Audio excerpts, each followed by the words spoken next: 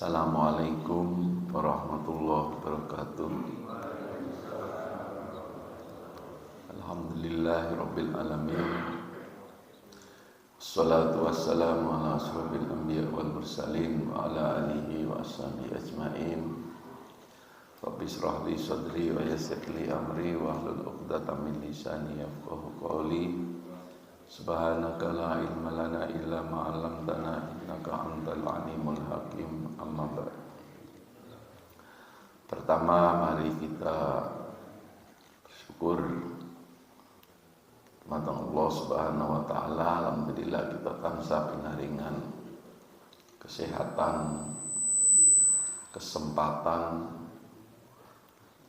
kemauan,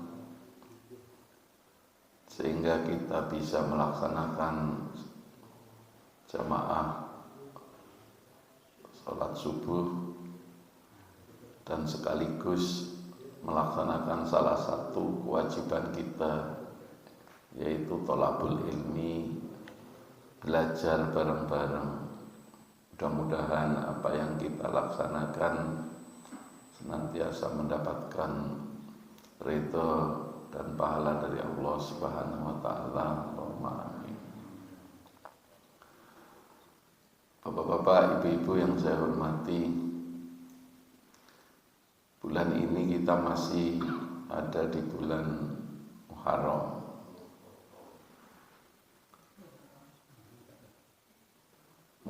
Bulan Muharram ini dinyatakan oleh Allah dalam Al-Quran surat At-Taubah ayat 36 bahwa Allah menyampaikan dalam satu tahun itu ada 12 bulan. Nanti bisa dipirsani di At-Taubah ayat 36.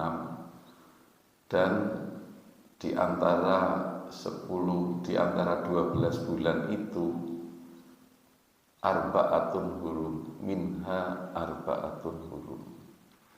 Di antara 12 bulan itu ada 4 bulan yang mulia. Nah, pertanyaannya adalah 4 bulan yang mulia itu bulan apa saja? Itu yang tidak dijelaskan oleh Allah di dalam Al-Quran. Nah, ketika kita mendapatkan statement dalam Al-Quran seperti ini tadi, bahwa di dalam 12 bulan itu ada 4 bulan yang mulia loh. Nah, itu 4 bulan yang mulia itu bulan apa saja? Itu di dalam Al-Quran tidak ada. Tetapi itu dijelaskan di dalam hadis. Di dalam hadis salah satu riwayat mengatakan bahwa 4 bulan yang mulia itu 3 berurutan, 1 terpisah. Apa yang berurutan itu? Yaitu Dzulqa'dah, Dzulhijjah, Muharram, dan Rajab. Nah, sampai di sini saya ingin menyampaikan bahwa banyak sekali ayat-ayat di dalam Al-Quran itu tidak bisa lengkap pemahamannya tanpa hadis.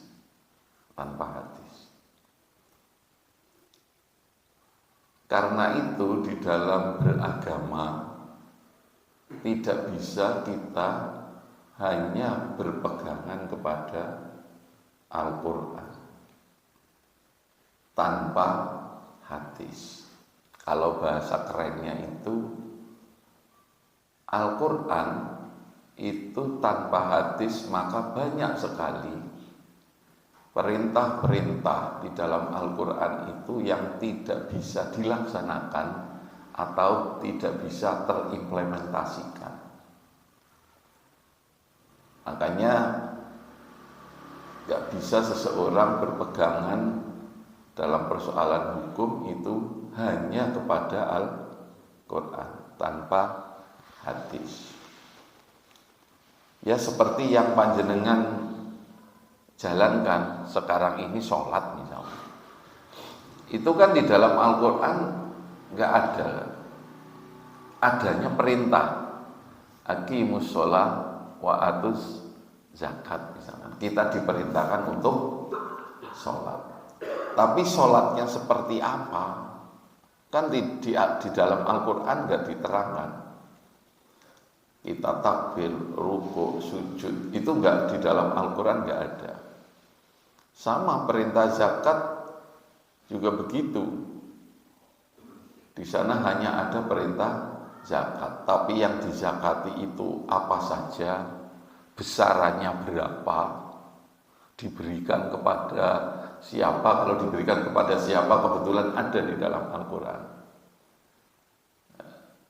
Nisabnya berapa, itu tidak ada di dalam Al-Quran, adanya di dalam hadis. Makanya kita tidak bisa berpedoman hanya kepada Al-Quran tanpa hadis. Kalau bahasa sekarang mungkin ya, Al-Quran hadis ini duit tunggal, dua berbeda tapi tidak bisa dipisahkan. Inilah yang kemudian disebut di dalam Islam, disebut masadirul ahkam, sumber-sumber hukum yang nakli, yaitu nakli itu sumber hukum yang itu diriwayatkan, artinya dari Allah berupa Al-Quran dan dari Rasul berupa hadis atau sunnah dalam usul fikih. Tetapi juga ada sumber hukum Islam yang akli, yaitu kita itu beragama juga harus berdasarkan akal. Tapi ini yang ketiga. Nah, yang berdasarkan akal inilah yang kemudian disebut dengan ijtihad. Kenapa harus akal juga harus berperan? Karena banyak sekali persoalan-persoalan di dalam hukum Islam yang itu tidak disebutkan secara rinci dalam Al-Quran maupun hadis, di mana persoalan itu menyangkut perkembangan zaman atau teknologi. Itu banyak dan itu tidak mungkin tidak diputuskan karena itu memang real. Banyak sekali. Sekarang contoh, sekarang ada model jual beli online. Itu sebetulnya jual beli online itu boleh enggak? Itu realitas. Nah, itu tidak bisa tidak diputuskan. Nah, memutuskannya pakai apa? Tentu di dalam Al-Quran Sunnah nggak ada online kan? Ya, karena zaman Kanjeng Nabi nggih wonten-wonten. Banyak sekali. Dulu pada waktu rame-rame para ibu-ibu yang masih subur mau pergi haji. Kemudian supaya nanti di sana tidak haid, ada suntik pengunduran haid. Itu gimana hukumnya? Kan Al-Quran ki mboten enten. Dulu pada waktu awal-awal zaman Orde Baru menggalakkan keluarga berencana, KB, alat kontrasepsi, rame. Itu gimana hukumnya? Maka kemudian ulama kumpul. Oh, untuk alat kontrasepsi itu kalau bentuk alatnya seperti apa? Ada yang suntik, ada yang pil, ada yang spiral. Nah, disitulah ulama memutuskan. Ya karena banyak sekali memang persoalan-persoalan sekarang ini yang dulu tidak ada pada zaman Rasul. Bagaimana cara memutuskan? Ya tentu pakai ijtihad. Ijtihad itu macam-macam bentuknya. Ada yang disebut ijma, ada yang disebut qiyas. Qiyas ini yang paling banyak. Qiyas ini yang paling banyak. Dulu innamal khamru, yang namanya khamr, itu adalah sesuatu yang dibuat dari anggur, didiamkan lalu ada fermentasi lalu menjadi memabukkan. Tapi sekarang banyak sekali jenis-jenis yang itu namanya bukan khamr atau prosesnya tidak seperti khamr, tapi akibatnya sama, membuat orang itu lalai. Ada napa niku? Ada ciu napa? Nah itu nggak ada memang di dalam Al-Quran. Tapi ya itu harus diputuskan. Nah itu nanti memutuskannya pakai ijtihad. Judi. Nah sekarang yang apa namanya? Sing terkenal judol. Dulu judi zaman Kanjeng Nabi itu judinya judi tradisional, Pak. Ya, yang disebut maisir itu. Ya, sekarang sudah modern. Nah itu namanya pakai ijtihad. Karena itu bapak-bapak, ibu-ibu yang saya hormati, di dalam ilmu usul fikih itu para ulama menjelaskan tentang bagaimana kedudukan sunnah terhadap Al-Quran. Di sini dijelaskan ada 3. Nah, ini nanti menjadi pengetahuan. Pertama, sunnah itu sebagai takkid namanya, atau muakkid. Apa itu takkid atau muakkid? Yaitu menguatkan ketentuan-ketentuan yang ada di dalam Al-Quran. Jadi di dalam Al-Quran itu ditentukan wajib, tak juga dikuatkan oleh Rasulullah. Itu namanya takkid. Ini contohnya misalkan rukun Islam atau kewajiban sholat, puasa, zakat, haji. Ini kan di dalam Al-Quran ada perintah ini. Tetapi perintah Al-Quran tentang sholat, puasa, zakat, haji ini juga ada di dalam hadis. Maka hadis yang menerangkan kewajiban sama dengan Al-Quran itu di dalam ilmu usul fikih namanya sebagai takkid, yaitu menguatkan ketentuan yang ada di dalam Al-Quran. Yang kedua, Al-Quran itu sebagai tafsir, menjelaskan, atau sebagai tabyin. Ada juga yang mengatakan bayan, tabyin, bayan. Nah, tafsir ini itu ada 3. Pertama yaitu tafsilul mujmal. Tafsilul mujmal itu seperti tadi. Allah hanya menjelaskan bahwa ada 4 bulan haram. Tapi bulan haram itu apa saja bulannya itu dirinci di dalam hadis. Allah memerintahkan sholat, seperti apa sholatnya itu dirinci oleh hadis, yaitu mulai takbir, ruku, sujud. Nah, hadis yang begini ini namanya sebagai bayan tafsir. Jadi memerinci perintah di dalam Al-Quran yang masih mujmal, masih bersifat umum. Kayak tadi ada 4 loh bulan haram. Bulan haram apa saja, nggak ada rinciannya, tapi rinciannya ada di dalam hadis. Itu namanya tafsilul mujmal. Kemudian ada yang disebut dengan taqyidul mutlak. Jadi membatasi yang masih bersifat mutlak. Contoh misalkan di dalam Al-Quran itu kita itu dianjurkan untuk wasiat. Berapa wasiat yang harta kita yang diwasiatkan? Al-Quran membatasi paling banyak sepertiga. Ya, karena itu ini sering saya sampaikan, ini yang juga banyak lewat ya. Sebenarnya kita itu kalau orang kaya itu penting ketika dia sudah tua begitu, itu hartanya kalau bisa ya jangan untuk anaknya atau ahli warisnya semua. Ada yang ditinggalkan untuk sedekah jariyah atau wakaf. Diwasiatkan, tolong ya mengko lek aku seda kayak tanah atau ruko itu nggo masjid apa ini namanya?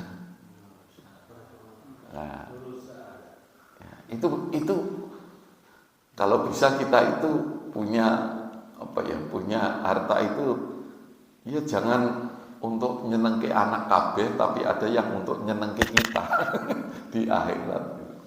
Ini sering saya gembar-gemborkan ya, karena saya beberapa ada kelompok pengajian di kota, banyak yang kaya-kaya. Ada yang punya ruko sana, ruko di sini disewakan. 1 bulan ada yang 30 juta.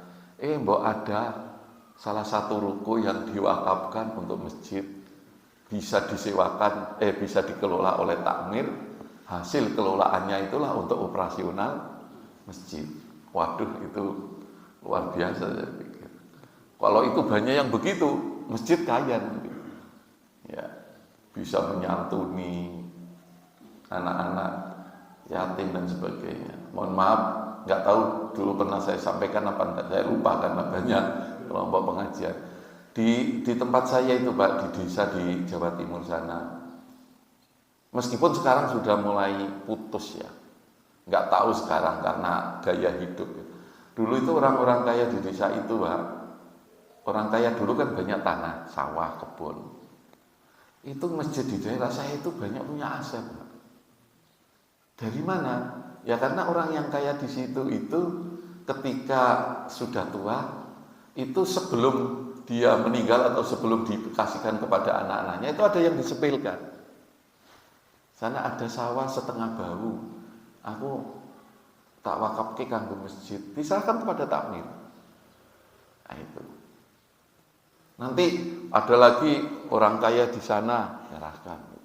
Sehingga takmir itu punya kebun, punya sawah, kebun itu ada tanaman kelapa, sawah bisa digarap. Itu masjid itu praktis jarang sekali meminta sumbangan, ya yang rutin paling kota amal, tapi mau rehab, mau apa ya dari situ. Ya, banyak sekali. Meskipun ada kasus bapaknya ngasihkan ke masjid, itu pernah digugat oleh cucunya karena tidak ada buktinya. Karena itu kalau panjenengan mewakafkan kepada masjid, langsung disertifikat wakaf.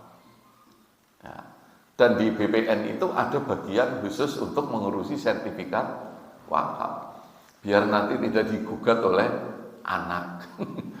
Dan waktu itu yang menggugat itu menang, Pak. Cucunya yang menggugat, menang. Karena memang tidak ada bukti penyerahan. Orang dulu kan hanya ngomong ya. Setelah setelah digarap oleh takmir sekian tahun, cucunya itu menemukan surat itu, girik gitu. Ini itu berarti disinggoni mbahku yo. Ya, orang itu kan kalau sudah kepepet ya apa saja dilakukan. Ya itu menggugat itu. Nah, seperti itu. Ya ini ya penting ya. Jadi saya sering pesan itu, kita itu bekerja sampai jadi cukup jadi orang kaya. Ya jangan sampai kekayaan kita wabe nggo anak, senenge anak, tapi ada yang untuk tabungan kita, yaitu yang disebut dengan sedekahun jariyatun, dan dalam bentuk wakaf atau wasiat itu.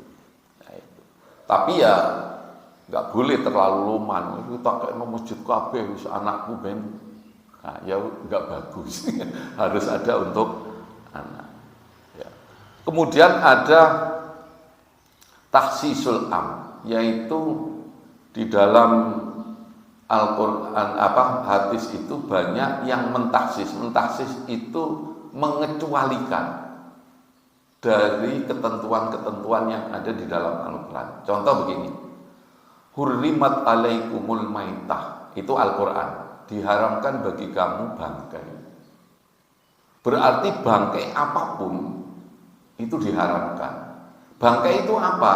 Yaitu hewan yang hidup tidak disembelih lalu dimakan, itu nggak boleh.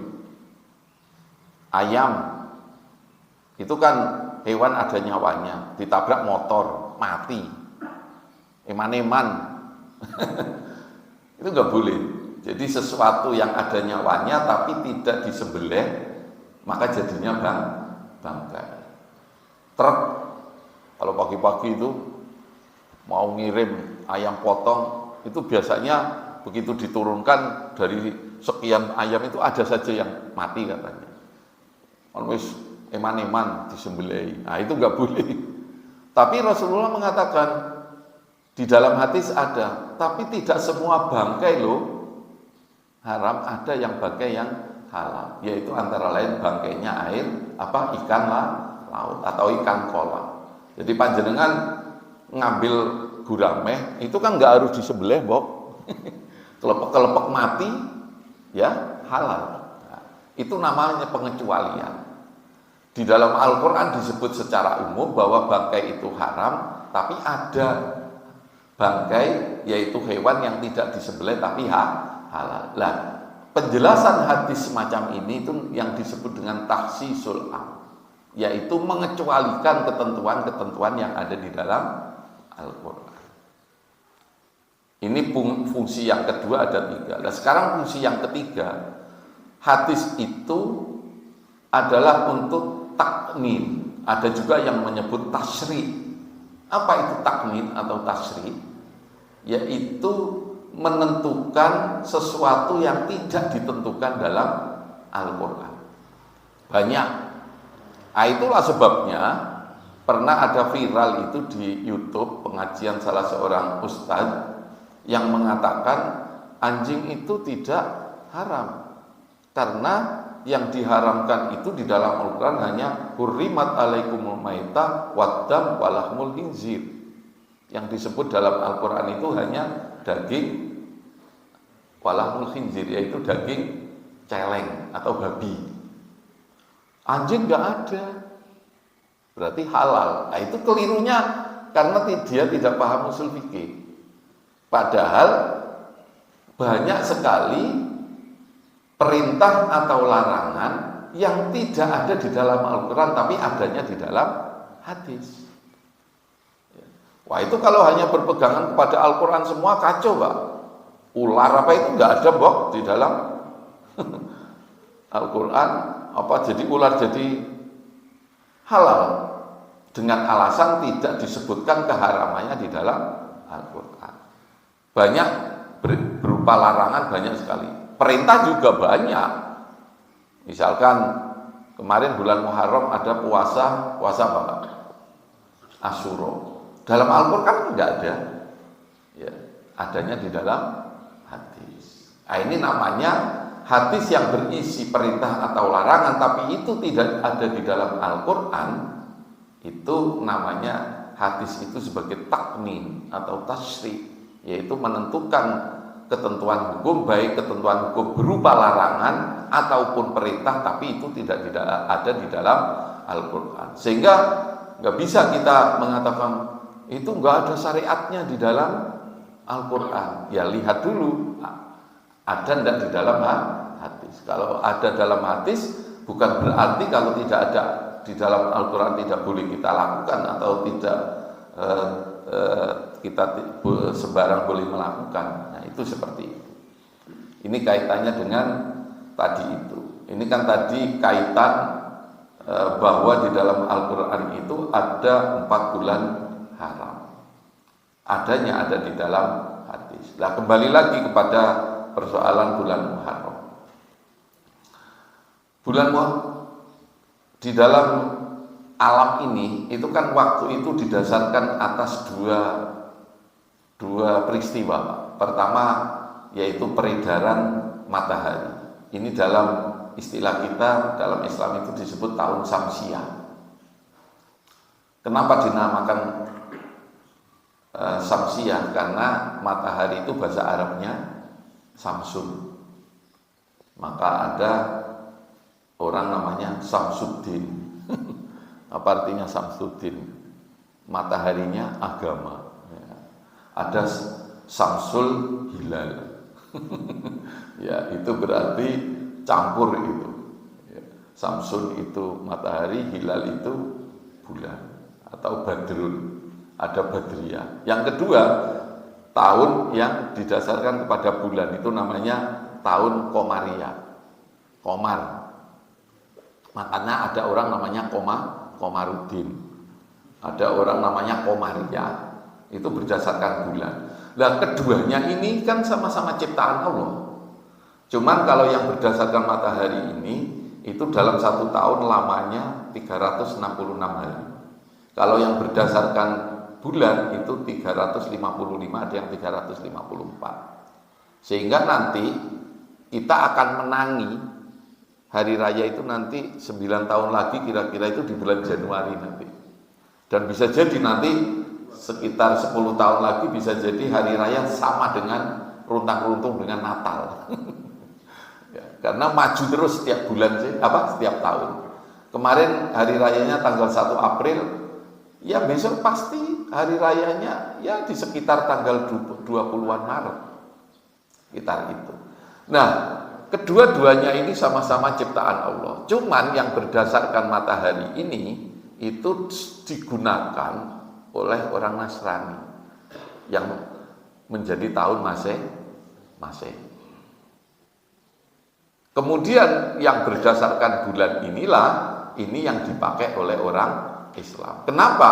Karena peribadatan di dalam Islam itu semuanya didasarkan, waktu itu didasarkan atas peredaran bulan. Haji ya pakai bulan Dzulhijjah. Ibadah Asyura, Arafah itu kan pakai bulan Komariah semua. Lah lalu pada masa pemerintahan Umar, jadi sebelum Umar itu tidak ada tahun 1 Hijriah, tahun 2 Hijriah, itu tidak ada, Pak. Makanya dalam sejarah dikatakan sebelum pemerintahan Umar itu disebut tahun sebelum Hijriah. Dulu nggak ada hitungan tahun maksudnya. Nah, ketika Umar bin Khattab menjadi khalifah, itu Umar itu terpikir, kita ini sudah punya bulan yang kita gunakan untuk ibadah. Enaknya kita itu dinamakan tahunnya tahun apa ya? Kayak wong Nasrani wis nganggo tahun Masehi atau Miladiyah. Lalu Umar itu ngundang para teman-temannya begitu, ayo kita mendeklar nama tahun yang dimiliki oleh umat Islam. Umar itu kan terkenal khalifah yang cerdas, Pak.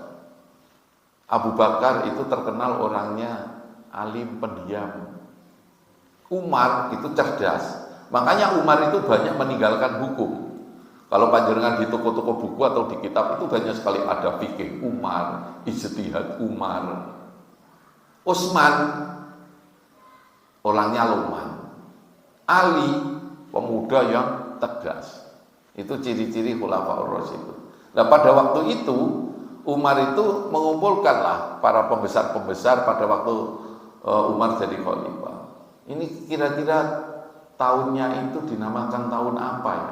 Ada yang usul, bagaimana kalau tahunnya itu dihitung mulai turunnya Al-Quran wahyu pertama. Ada yang usul begitu. Kalau itu waktu itu disetujui, mungkin namanya bukan Hijriyah, Pak. Nuzuliyah kira-kira begini. Ya. Terus ada yang usul, bagaimana kalau dihitung pada waktu kelahiran Nabi? Oh jangan, nanti sama dengan Isa yang sudah diuntuk oleh Kristen. Ada lagi yang usul, bagaimana kalau dihitung dinamakan pada waktu kematian Rasulullah? Jangan, nanti orang Islam sedih terus. Ketika tahun baru malah ingat Kanjeng Nabi, macam-macam. Nah, akhirnya Umar itu usul, bagaimana kalau namanya itu berdasarkan peristiwa hijrahnya Rasul dari Mekah ke Yasrib. Waktu itu namanya Yasrib, yang sekarang Madinah itu. Lah Umar beralasan bahwa peristiwanya hijrahnya Rasul itu adalah peristiwa yang paling monumental di dalam Islam. Kenapa? Karena ketika Rasulullah itu hijrah lalu ada di Madinah, disitulah Islam menyebar ke seluruh dunia. Dan Rasulullah di situ mendirikan negara, yang kemudian Rasulullah membuat undang-undang yang disebut Al-Mitsaq Al-Madinah, yang sekarang dikenal dengan Piagam Madinah. Ya, Piagam Madinah. Disitulah Islam kemudian menyebar ke seluruh dunia. Nah, ini dianggap peristiwa penting oleh Rasul. Oleh Umar. Lalu disetujui berdasarkan hijrahnya Nabi. Makanya kemudian tahunnya disebut tahun Hijriyah. Itu seperti itu. Nah, yang ingin saya sampaikan, ada hadis yang sangat terkenal kaitannya dengan kata-kata hijrah, yaitu Rasulullah bersabda begini, innamal a'malu binniyat wa innamal likulli imri'in ma nawa. Faman kanat hijratuhu ilallahi wa rasulih wa hijratuhu ilallahi wa rasulih. Kata Rasulullah, sesungguhnya semua aktivitas seseorang, perbuatan seseorang itu nilainya, kualitasnya itu tergantung niat. Meskipun para sahabat ini semuanya ikut hijrah ke Madinah, tapi bisa jadi pahalanya beda-beda loh, perbuatannya sama. Lalu Rasulullah mengatakan gini, faman kanat hijratuhu ila dunya yusibuha fa hijratuhu ila ma hajara ilaih. Barang siapa yang ikut hijrah hanya karena cari kerjaan, golek dunia, ya dia nanti akan hanya dapat itu. Dan Rasulullah mengatakan selanjutnya, wa man kanat hijratuhu ila imra'atin yankihuha. Barang siapa hijrahnya karena mencari perempuan jodoh, ya nanti hanya dapat itu. Ya. Nah, hadis ini kemudian dipahami, banyak yang memahami, kayaknya pada waktu Rasulullah hijrah itu kan banyak orang yang ikut, tapi ternyata ikut itu niatnya macam-macam, tapi perbuatannya sama. Nah, hadis inilah kemudian dijadikan oleh para ulama fikih, yaitu tentang pembahasan masalah niat, tentang niat. Disitulah kemudian muncul hukum fikih yang beraneka ragam.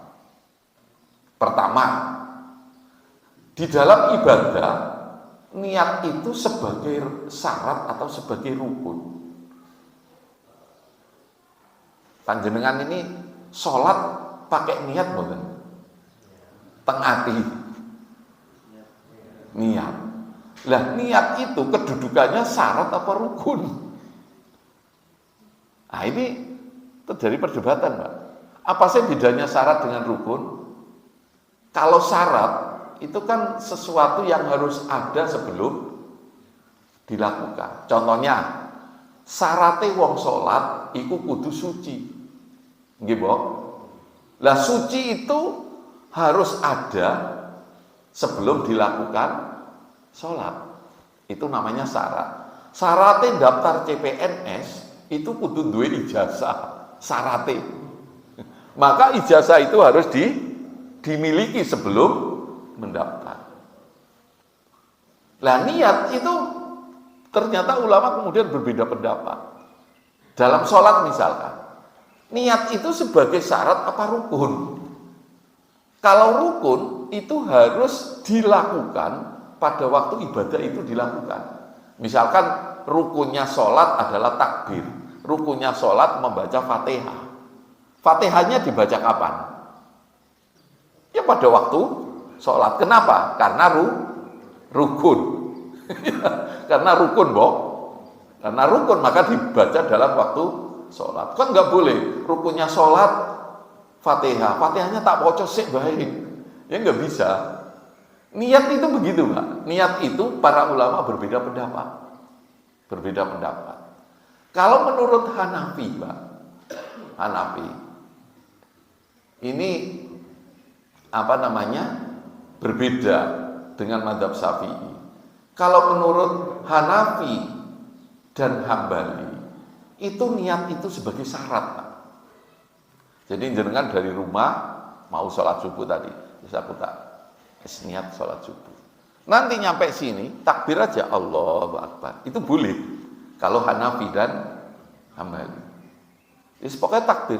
Loh, kowe ra niat ta? Mau aku tak niati teko ngomah. Karena dia menganggap niat itu sebagai syarat. Boleh dikerentekkan sebelum sholat itu dilakukan. Tapi kalau Syafi'i nggak boleh, Pak. Syafi'i dan Maliki nggak boleh. Niat itu rukun. Karena itu niat itu harus dipasang, dikerentekkan pada waktu sholat itu dilakukan. Karena itu kapan mulai sholat ya takbir. Makanya niat harus ada pada waktu takbir. Allahu Akbar. Itu niat di situ. Nah, sekarang saya tanya, jenengan yang mana biasanya? Ya monggo. Karena itu ini penting pengalaman. Kadang-kadang begini, kayak sholatnya kayaknya cuma takbir tok orang niat loh. Ya berarti dia mungkin meskipun nggak ngerti, tapi itu Hanafi seperti itu. Hanafi seperti itu. Kalau Syafi'i harus niat, Pak. Allah. Karena itu kan ada orang sampai Allah. Kenapa ada orang was-was? Karena kalau di dalam fikih itu ada rincing begini. Pada waktu Allahu Akbar, disitulah harus dipasang niat. Allahu Akbar artinya niatku sholat subuh. Kadang-kadang saking rigidnya, Allah kurang pas. Balik mana? Allahu Akbar. Nah, jadi kalau ada orang was-was itu karena seperti itu. Dan itu sebenarnya ya nggak baik. Gusti Allah kan mosok Allah, I'm sorry, kowe dhisik niate kurang pas. Kayaknya pokoknya yang penting niatnya. Tapi ada orang yang sangat ngati-ngati. Allah kurang pas. Bualeni maning. Allah akhirnya was-was. Kan menjenengan mungkin pernah ngelihat ya orang wudu was-was juga. Enggak jadi. Karena apa? Niatnya wudu kalau menurut Syafi'i itu harus pas. Biar. Tapi kalau Hanafi ya mau ke kran pokoknya niatku wudu, tekokone pokok mengerjakan wudu. Karena niat itu dianggap sebagai syarat. Tapi kalau Syafi'i sebagai rukun. Nah, disinilah maksudnya ternyata memang para imam madhab itu ya macam-macam. Sehingga kita kalau ngerti begini ini ya harusnya kepenak-kemenak saja. Ya monggo saja. Itu baru niat. Belum takbir. Takbir gimana?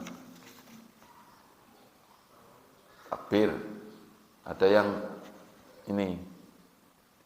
Ada yang gini. Kalau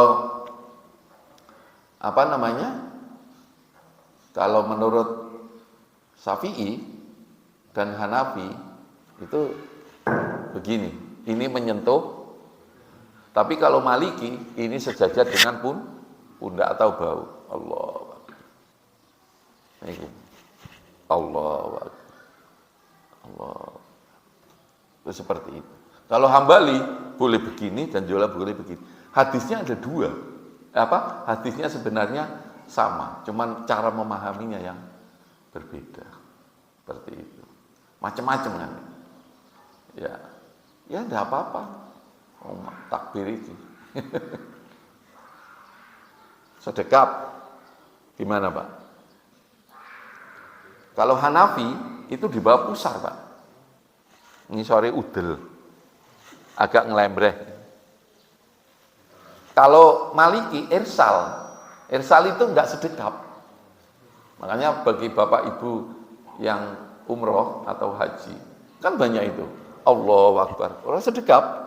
Itu Maliki dia. Ngikuti mazhab Maliki. Kalau Syafi'i itu di atas pusar. Karena hadisnya itu ala sodrihi. Lah sodrun itu dipahami oleh para ulama di kalangan Syafi'i itu, sodrun itu di atas pusar ini ada rongga ini, itulah namanya sodrun. Lalu kalau yang begini itu apa Pak? Allahu Akbar. Itu sama dengan hadis yang digunakan oleh Syafi'i. Cuman memahaminya sodrun itu dada di sini. Allahu Akbar, dada. Tapi kalau Syafi'i yang dimaksud dada di situ itu, ya ini. Ada di sini, ada ini di atas perut itu kan ada rongga itu ya. Nah itu di situ. Nah yang saya tidak tahu, sampai sekarang saya belum mencari referensi, itu yang begini. Enten nggih? Oh, Akbar.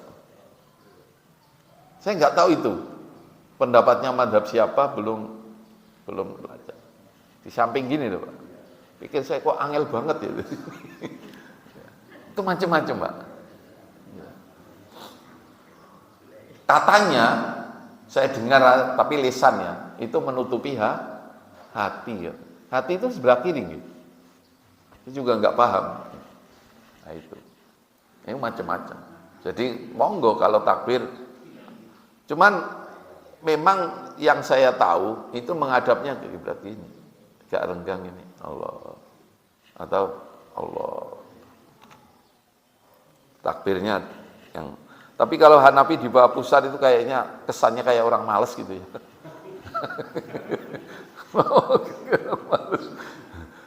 Apalagi jenengan nggak sedekap mengikuti madhab Maliki, orang kepenak Bok. Rasanya gimana gitu. Ya. Tapi iya biasa belajar. Nah itu. Jadi dari hadis innamal a'malu binniyat saja, ini karena tadi hadis itu kaitannya dengan hijrah, itu ternyata menimbulkan berbagai macam pendapat. Hadisnya satu, tapi menempatkannya yang berbeda-beda. Nah, intinya adalah para ulama sepakat kualitas niat itu harus dibingkai dengan yang namanya ikhlas. Ikhlas itu dari kata-kata kholaso, artinya bersih, murni. Kenapa orang kowe kudu sing ikhlas? Maksudnya kudu sing bersih. Bersih apa? Lillahi ta'ala. Mung krono Allah. Jadi ikhlas itu mungkin bahasa sederhananya mung, hanya. Ya, hanya. Karena itu Qul huwallahu ahad dinamakan surat Ikhlas. Kenapa Qul huwallahu ahad itu dinamakan surat Ikhlas? Ya karena mung Gusti Allah sing siji. Mung Gusti Allah tempat bergantung. Itu kan menyatakan hanya Allah segala-galanya. Makanya dinamakan ikhlas. Ya, karena itu ya kita diupayakan melakukan apapun innamal a'malu binniyat dengan niat. Niatnya seperti apa? Ikhlas. Tapi jangan begini Pak, aku kok ora iso ikhlas tenanan 100% nih. Ya lek aku lek ngono ya ora nglakoni bae lah. Ya jangan. Ya wajar lah.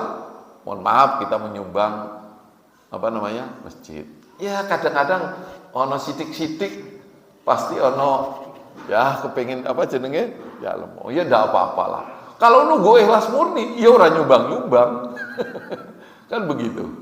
Malayudroku kulluh la tutroku kulluh. Sesuatu yang tidak bisa sempurna 100% itu bukan berarti harus ditinggalkan. Seperti itu. Ya. Salat ning Al-Qur'an kudu khusyuk. Aku ora iso khusyuk. Begitu takbir wis kemutan macam-macam.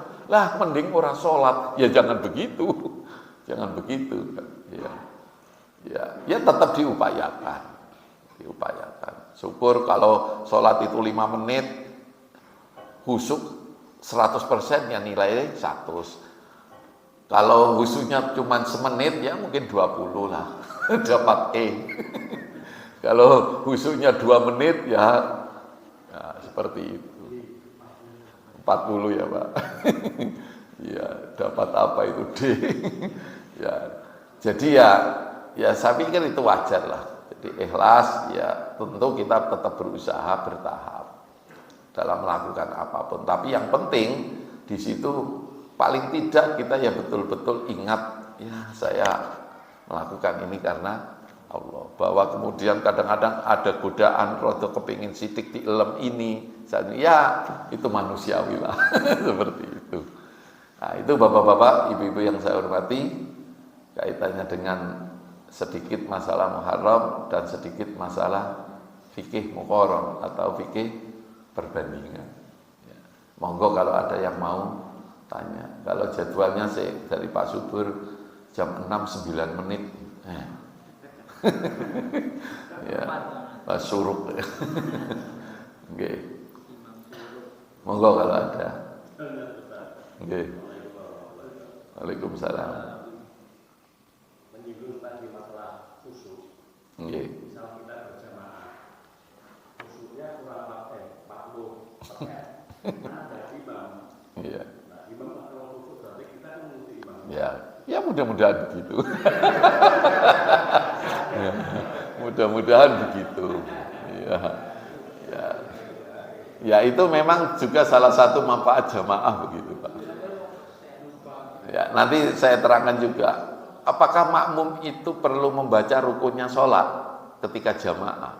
Rukunnya sholat membaca Fatihah. Fatihah kan nggak boleh tidak dibaca dalam sholat karena itu rukun. Tapi pertanyaannya, kalau jamaah apakah makmum harus baca Fatihah? Macam-macam pendapatnya.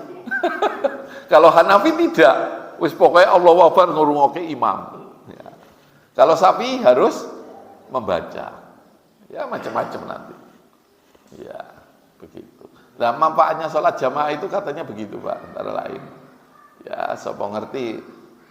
Karena dengan jamaah misalkan Mas Anu tadi mocone kepenak kan jadi lumayan khusyuk ya dengarkan. Ya. Cuman kalau kesuwen kadang-kadang ngantuk juga. Ya, seperti itu. Khusyuk perlu latihan. Makanya pada sholat jamaah itu kan kenapa kita para ulama fikih memberikan aturan, antara lain aturannya pakaiannya yang bersih supaya tidak bau, karena bau mengganggu tetangga. Yang nomor 2 tidak boleh memakai pakaian yang bertulisan. Ora apik, bro. Jamaah nganggo kaos ana tulisane ning kene. Ya mesti sing gurine maca. Nggih, Mbok. Tulisannya Panasonic. Jadi kayak mutan TV-ne sing rusak. Iya. Nah, ini termasuk tugas takmir ini, tempat sujud. Ya, seenak mungkin. Ya. Saya mohon maaf kalau mampir di pom bensin itu ya. Wah, sejadah wis letak-letak. Kadang saya ngomong, Mas, yang jaga cleaning service, Mas, ini buat dikubah. Ya dipakai orang bau ya. Ya mesti enggak usuk. Makanya nyuwun saya kadang-kadang saya menganjurkan ya, daerah yang panas atau rumah yang panas. Ya yang dinyamani jangan hanya kamar tidur lah. Tapi kamar tempat ibadah ini perlu nyaman juga. Tempat ibadah sumuk, apalagi ibu-ibu. Assalamualaikum, langsung copot. Ya. Atau enggak jenak ya. Tapi kalau tempat ibadahnya itu nyaman, ya kan lumayan lah membantu kehusukan. Seperti itu. Ngaten nggih? Ya. Ada lagi, Pak? Nggih. Assalamualaikum warahmatullahi wabarakatuh. Mau menanyakan tentang 4 mazhab itu, apakah kita harus berpatokan satu mazhab saja untuk ibadah apapun, ataukah kita boleh memilih yang dikatakan mazhab Hanafiyah? Jadi kalau seperti tadi membaca Al-Fatihah, tapi kita masuk tidak membaca Al-Fatihah, tapi langsung mengikuti rukuk sudah diangkat, kita mengikuti imam. Itu bagaimana?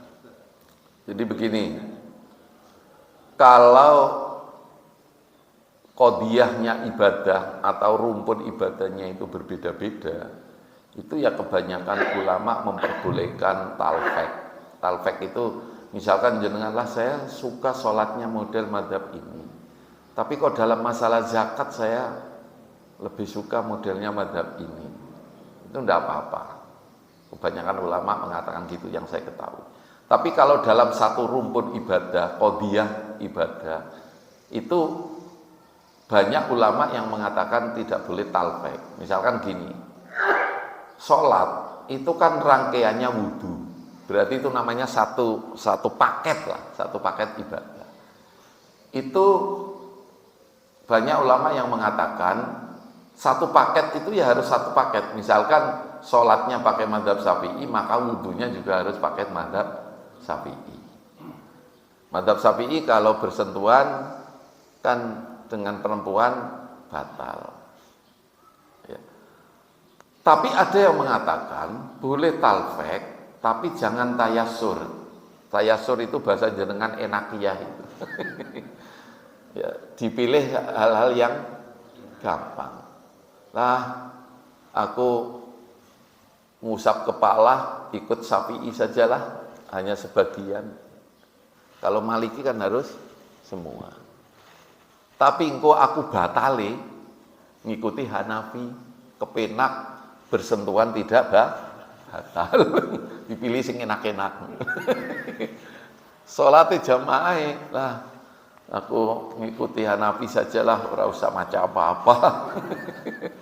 Nah, kalau niatnya begitu, itu kebanyakan ulama kalau niatnya untuk tayassur, milih sekepenake dewek dipilih sing enak-enak.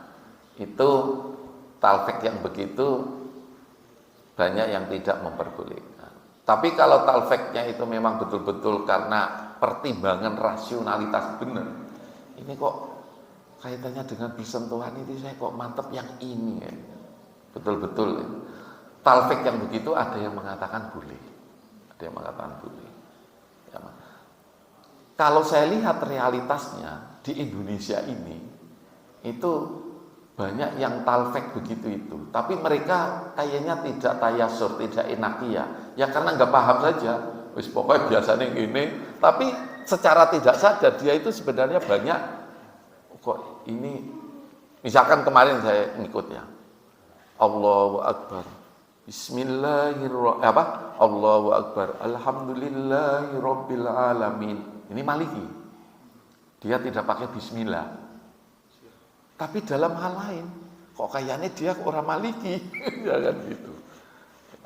Tapi mungkin ya dia melakukan gitu, dia tidak niat tayasur loh kayaknya. Ya cuman dia nggak ngerti bahwa yang begitu itu talfek, atau yang begitu itu dia nggak ngerti. Kamu melakukan begitu itu Maliki loh. Tapi dalam hal takbir sebenarnya kamu bukan Maliki takbirnya. Seperti itu. Ya karena mungkin mengikuti secara alamiah saja, secara alamiah. Ya. Kan banyak sekali ustadz-ustadz itu yang menjelaskan apa yang ia lakukan, tapi tidak menjelaskan Syafi'i begini, Maliki begini. Jadi dia menjelaskan sholat itu yang bagus gini, takbirnya begini, kalau telunjuk begini. Yang ia sampaikan itu yang ia lakukan, tapi dia tidak menjelaskan yang begini-begini. Sehingga dia tidak terasa kalau itu talfek, misalkan begitu. Tapi itu tadi tak prinsipnya. Kalau panjenengan tanya saya, ya kalau menurut saya tayasur kurang bagus lah, enakiyah gitu. Golek sing gampang-gampang gitu kok sembrono banget. Gitu nggih? Udah waktunya suruh.